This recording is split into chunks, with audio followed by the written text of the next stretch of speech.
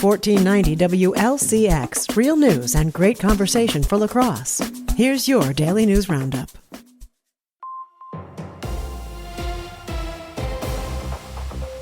For Civic Media News, I'm Connie Fellman.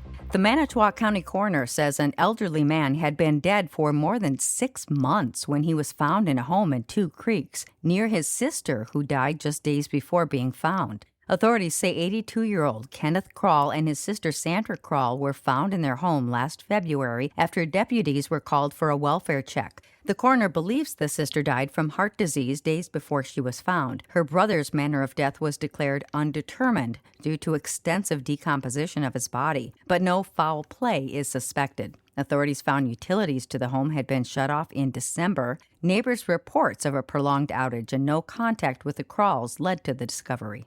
A new push to expand passenger rail across Wisconsin is getting underway with the conference in Milwaukee this week, highlighting plans to connect cities and boost the economy.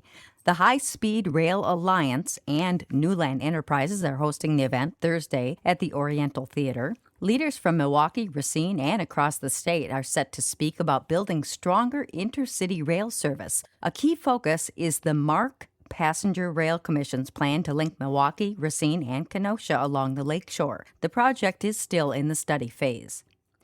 Proposed federal budget cuts may impact everything from drinking water to disaster response in Wisconsin, and state leaders are raising concerns. Governor Tony Evers is asking Congress to reject parts of President Trump's 2027 budget proposal. He says the plan could scale back funding for rail projects, housing programs, and emergency response systems. Critics of the proposal warn it could strain local resources, while supporters say it aims to reduce federal costs. The debate comes as Congress works to finalize the budget by October. The Democratic primary for Wisconsin governor got a bit smaller yesterday. Missy Hughes, the former head of the Wisconsin Economic Development Corporation, suspended her campaign and endorsed Lieutenant Governor Sarah Rodriguez. In a joint press conference with Rodriguez yesterday, Hughes said it was time for a choice to support the candidate for governor who has the best chance of defeating the leading Republican candidate, U.S. Representative Tom Tiffany.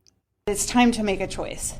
And I believe in this moment of looking at my campaign and looking at this race that true leadership means stepping aside and making sure that we coalesce around someone who can win in November.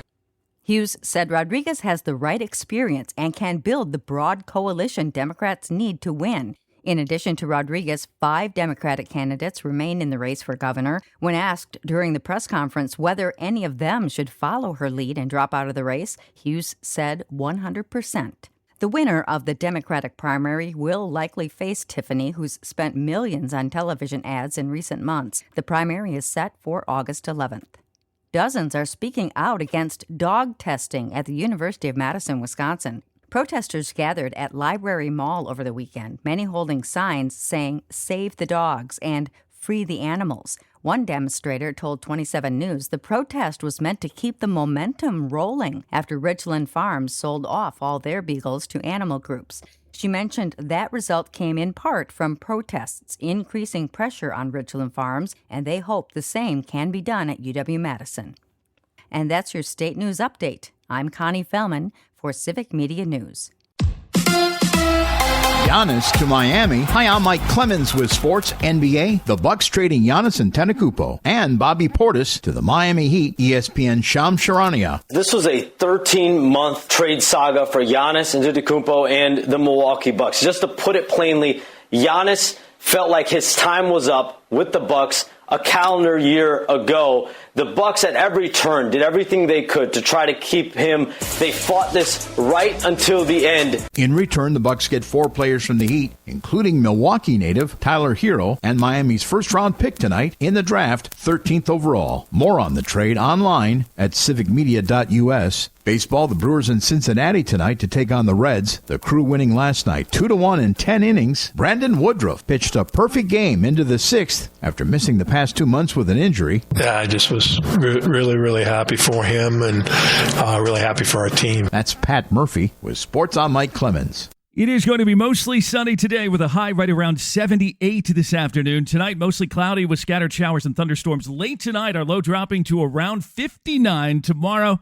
scattered showers and thunderstorms with a high in the mid to upper 70s. I'm meteorologist Sean Cable.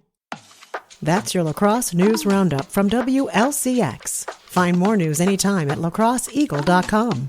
Subscribe to this podcast on Spotify, Apple, or wherever you find your podcasts.